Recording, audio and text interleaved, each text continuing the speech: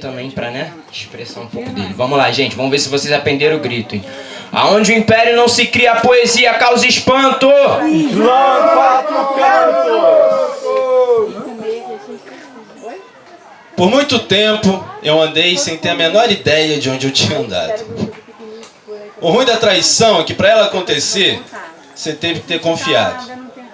É que depois de ter visto meu espírito dilacerado, eu achei que o ideal era deixar meu corpo isolado. Olha as ideias, né? Você consegue ter noção da dimensão existente entre o céu e o chão? Será que vale todo esse esforço para chegar lá em cima e perceber então que somos nós, pessoas, que damos nome a cada constelação? O esforço diário de verter toda a minha noção. Coisas que eu não faço mais questão, tipo provar pra gente branca que eu também tenho um coração. E não é que eu pratique apatia, mas é que realmente não me espanta mais com a tortura e morte de quem se parece comigo todo dia alimentando jornais. É porque a gente mora no Brasil, né? E por aqui essas coisas são normais.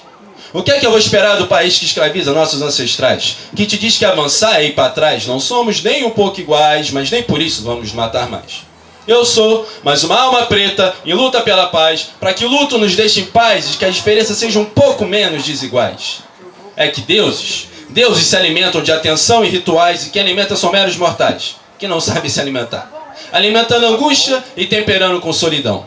A diferença do sim pro não está na vibração, no impacto de um som, na batida de uma sílaba monossilábica decisiva, que liberta ou priva. E quem libera aquilo que priva? Porque a privada pública tá roubada e tem merda de todo mundo que contribui muito e tem pouco. E é o seu sufoco que auxilia paletó. Enquanto que eu queria mesmo era estar colhendo giló, fazendo uma salada de grão de bico, alface, tomate, quiabo. Tudo isso cru e muito bem temperado e, por favor, se possível, sem agrotóxico. Sabe, eu só queria viver uma vida fora desse jogo mercadológico que cria vidas mortas apenas com um propósito: lucro. O lucro aumenta a sua capacidade, diminuindo todo tipo de vida de ter liberdade. Animal, vegetal, mineral. Tem lixo espacial, em plena velocidade. 1% destruindo a Terra e culpando toda a humanidade, que se vê perdida em descaso, depressão e ansiedade, ao ver a feroz velocidade da cidade escancarar a resistência que é praticar um ato de bondade. Mas talvez, e só talvez, não contasse com a teimosia e astúcia de minha parte, de ser mais uma alma negra colorindo esse cinza com a insanidade da minha arte, me juntando com outras almas de cores e partes para celebrar, organizar e repartir esse sentimento que nos faz parte. Partindo na nossa pluralidade, para assim dar resgate à nossa ancestralidade e assim conseguir dar continuidade aos gritos de resistência que sempre ecoaram e vão continuar ecoando nos cantos da cidade. Obrigado, gente. Então é isso, gente. Isso foi um pouco do... Aonde o império não se cria, a poesia causa espanto. Islã, quatro cantos. Seria uma fantasia querer viver de poesia? Em um país que quase ninguém lê, escreveu uma utopia, onde a forma de viver gera agonia. Para a alma, poemas são como cartas de alforria, onde a interpretação é pessoal. Digo que é um projeto social o analfabetismo funcional, pois a finalidade de toda informação adquirida é proporcionar ferramentas para que se ressignifique a vida. Seria uma utopia querer viver de poesia? Em um país que quase ninguém lê, escrever é ser um guia de uma viagem introspectiva, cuja finalidade é se entender como agente, participante e transformador da realidade. Sendo assim, sim, seria utopia querer viver de poesia, pois sem vivê-la primeiro não se entende sua magia. E é necessário encarnar os versos na própria vida, para fazer com que a palavra deixe de ser só falada e passe a ser vivida. Mas afinal, para você o que é considerado poesia? Uma junção de palavras dentro das normas de ortografia? Onde a forma de viver gera agonia? Para a alma, poemas são como as cartas de alforria. Afinal, o que é considerado poesia? Uma junção de palavras dentro das normas de ortografia? Ou organização de versos de forma que eles contenham harmonia? De onde eu venho é o uso da palavra para movimentar a energia. É muito além de uma forma de contemplação. É crítica, é expressiva, é forma de expressão. Foge da padronização ou da preocupação com a estética, mas nem por isso pode ser considerada menos poética. Para fazer versos não é preciso estudo, não. E quem pensa assim não conhece os poetas analfabetos do sertão. Vai muito além daquilo que se transcreve, porque no final das contas a poesia não se faz, ela só se descreve. E digo que a padronização é uma forma de elitização que torna a cultura árida, pois o que eu sempre aprendi é que toda forma de arte é válida. Eu venho aqui representar uma cultura de poesia periférica e marginal, que é marginalizada. para fazer com que a gente se reconheça como arte quando tivermos mais espaço nas academias de cultura sendo ocupadas. Obrigado.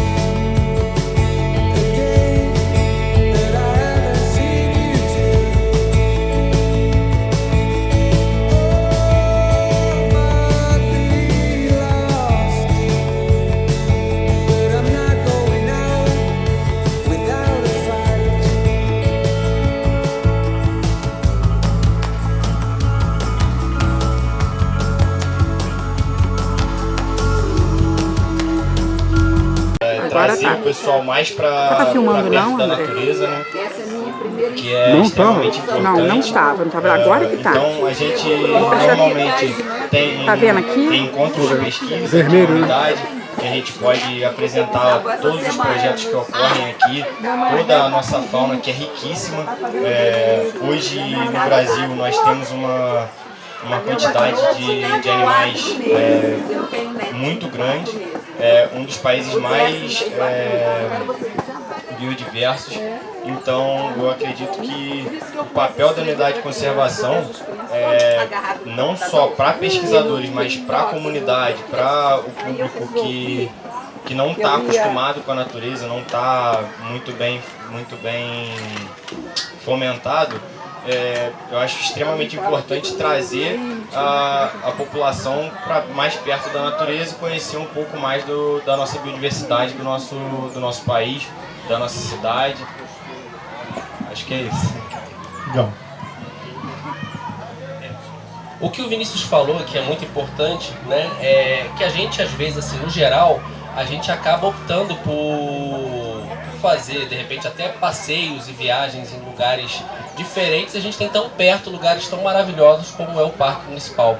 Eu tenho uma filha de 5 anos, eu tenho certeza, já coloquei isso em casa, que a gente pode trazer ela, a prima dela, a gente, né, que são crianças, para fazer piquenique aqui no parque. Eu acho que é sensacional e isso é uma memória afetiva sensacional para a criança. O Bia, é como eu chamo a Beatriz, né? Bia, fala pra gente também um pouco mais do parque, um pouco mais desse trabalho que o parque tem feito para desenvolver, não só na sociedade de Santa Rita, mas na sociedade teresopolitana, esse trabalho de enaltecimento, né, não só da nossa fauna, mas de todo o nosso contexto, da nossa Mata Atlântica, como o Vinícius bem colocou aí, né? O que você acha, o que vocês têm feito, né? Eu meio que repetindo a pergunta que eu fiz para o Vinícius, né? Mas de repente o teu ponto de vista, a tua forma de falar pode ser um pouco diferente e pode agregar aí o que o Vinícius falou pra gente. Boa tarde, pessoal. Eu sou Beatriz, eu trabalho na Secretaria Municipal de Meio Ambiente. Atualmente eu trabalho na Sala Verde, aqui de Quero Verde. Eu queria deixar já o convite para que vocês conheçam. É um espaço dedicado à educação ambiental, um pouquinho disso que o Gustavo está falando. E o que a gente faz é exatamente isso, né? É divulgar Atlântico, divulgar o parque, né? A gente tem um parceiro que é a TV Pessegueiros. Eles fazem vídeos promocionais sobre o parque e a gente está sempre nisso, a gente está sempre divulgando as ações que acontecem aqui no parque e eu acho que isso é fundamental, né? Trazer as pessoas para dentro de uma unidade de conservação e trabalhar, estimular esse lado, essa sensibilização, né? Porque é tão importante, né? Hoje em dia a gente percebe como que o mundo parece que está às avessas, né? A gente tem vivido grandes, como é que eu posso dizer? Grandes problemas, né, advindos das mudanças climáticas. Então, trazer essas pessoas para dentro do parque e mostrar para elas a importância da biodiversidade, como o Vinícius falou, quão importante, né, como que a humanidade está interligada. A gente depende, né, de uma natureza saudável, de um mundo ecologicamente equilibrado para a gente sobreviver, né? Que se a gente não tiver um ambiente ecologicamente equilibrado, não tem ser humano, né? Então, é basicamente isso. Obrigada. Eu já queria deixar aqui meus agradecimentos, mais uma vez pela parceria com o Jornal Alecrim, parabenizar vocês. Então é isso, obrigada. Chama contra a regra, Gustavo, peraí. Pedir pra Claudinha trazer aqui pra gente. Deixa eu botar minha cadeirinha, né? A gente trouxe um mimozinho pra cada um dos participantes. Siqueira Freitas, e também escrevo. Primeiramente eu escrevo há muitos anos, desde sempre, mas oficialmente eu escrevo desde 2000, do ano 2000, então tem 23 anos que eu escrevo já oficialmente. Mas comecei com ensaios literários, comecei com artigos, com literatura mais acadêmica. Depois escrevi um livro sobre cinema em Teresópolis, que a primeira parte é sobre teoria, sobre o trânsito de cinema e literatura. E depois escrevi outros livros, poesia, escrevi um ensaio sobre discriminação social, racial e outro tipo de discriminação, sobre diversidade. Escrevi também um livro recente, lançado ano passado, sobre crônicas, e agora estou escrevendo literatura infantil, trago esse livro, se chama Um Camundongo em Férias. Então, para entrar nessa roda de conversa, é só porque o livro, além de ter uma história muito interessante, muito engraçadinha, feita para criança, porque a minha preocupação é que as crianças ficam só no TikTok, no YouTube, etc., parar na Barra da Tijuca, e lá na Barra da Tijuca ele vai para a Lagoa, né, Complexo Lagunar do Marapendi, e encontra lá a fauna toda, o jacaré, o tucano, o caranguejo, e aí ele faz uma festa. Mas dentro dessa roda de conversa, nem vou contar o resto da história, é porque ele tem muita vontade de conhecer as belezas naturais, porque lá onde ele mora, em Paris, é muito bonito, mas é muito asfalto, muito tráfego. Ele queria conhecer as coisas do Brasil, essa beleza bem natural que às vezes a gente nem preserva, nem valoriza, né? Então, depois da historinha toda, ele vai passeando tudo. Eu fiz aqui para o caro leitor, que são de nossas crianças, umas notas ecológicas e atitudes para preservar o meio ambiente, porque sem isso não tem ratinho francês que vai ver coisa alguma, ou qualquer uma pessoa. Então, no final do livro, eu digo o que é o Complexo Lagunar, para poder situar direitinho a história, explico, além de ter um glossário lá no final com as palavrinhas em francês, né, para os alunos também entenderem. E aqui eu boto umas atitudes simples. Eu digo assim, atitude simples para preservar o meio ambiente. Então, o livro, além de divertir, né, tem um aspecto também pedagógico de mudança de atitude, de comportamento, para preservar o que tão belo a gente tem. A gente chega aqui, a gente vê, nosso olhar repousa, né? Nossa vista repousa. Mas se a gente não tiver atitudes simples, essas coisas vão acabar. O planeta já está mostrando, está reagindo, né? E mostrando que é necessário a gente mudar comportamentos. Por isso que eu escrevi o livrinho, além de ter uma historinha gostosa, ter esse viés ambiental, tá? Muito obrigada. Obrigado obrigado pela interferência aqui, a intervenção aqui foi muito importante. Na verdade, assim, o Camundongo, ele quer conhecer a fauna e a flora do Brasil, né? E aqui a Sala Verde que Te Quero Verde e o parque estão falando da Mata Atlântica, que é nosso bioma específico, né? Aqui do Rio de Janeiro, aqui do Sudeste, né? Então, assim, eu acho que é muito importante esse trabalho.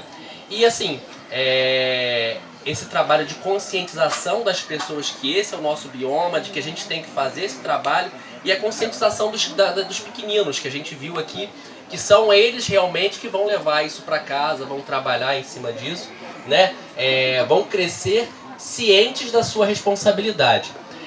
Carlos Bruno, você não é aqui de Santa Rita, mas você pertence não só à classe artística, mas os seus alunos também, né? E você pertence a essa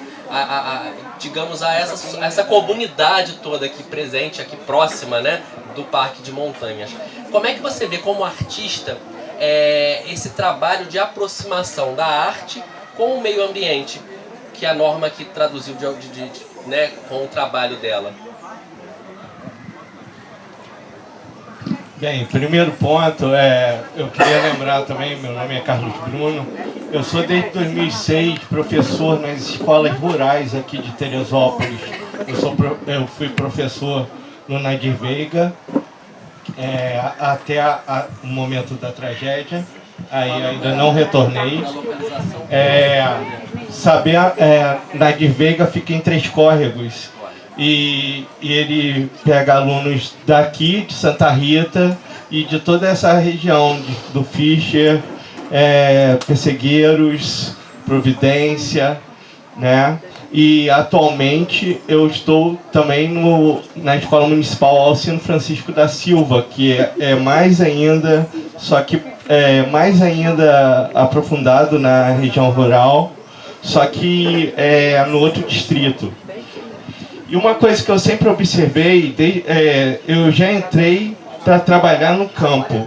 A minha origem, eu venho de Valença e Barra do Piraí, eu venho da roça.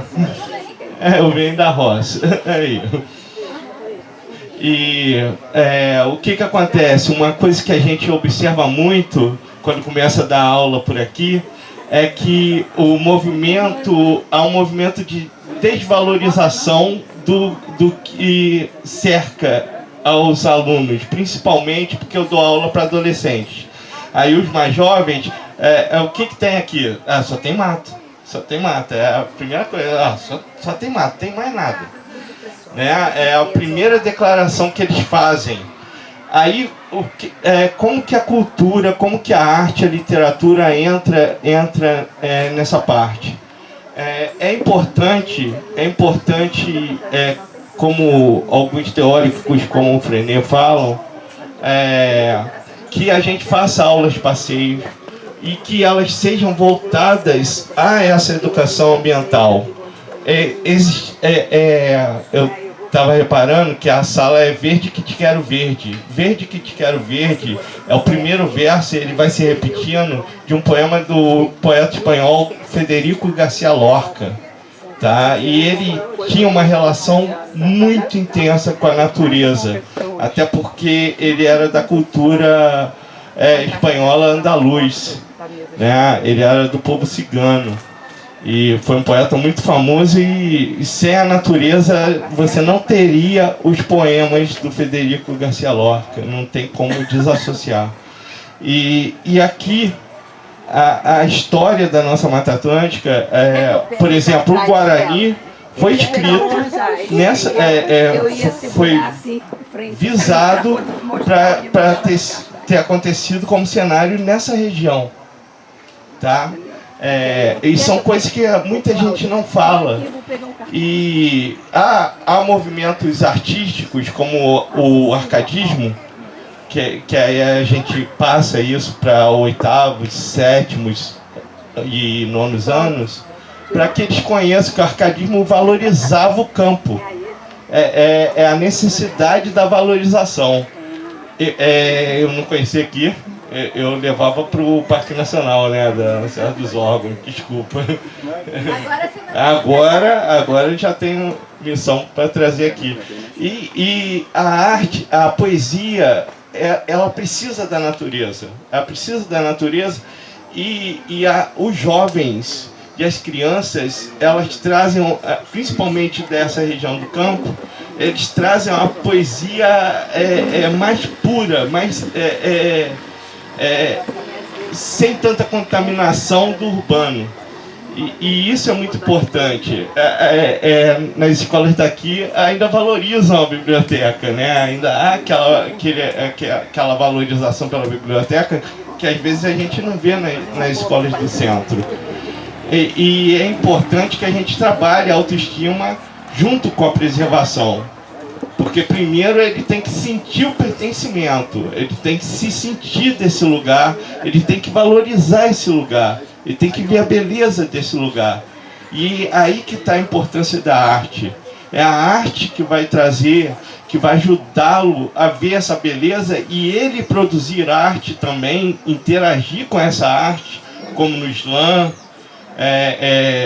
como na leitura dos livros da Norma. Frequentando a sala verde que te quero verde, tudo isso é muito importante para que ele se reconheça nesse lugar e encontre a beleza que tá na nossa cara, mas a gente às vezes não vê, tá aqui. E a poesia, a cultura, a arte é que traz isso. É isso. Entendeu?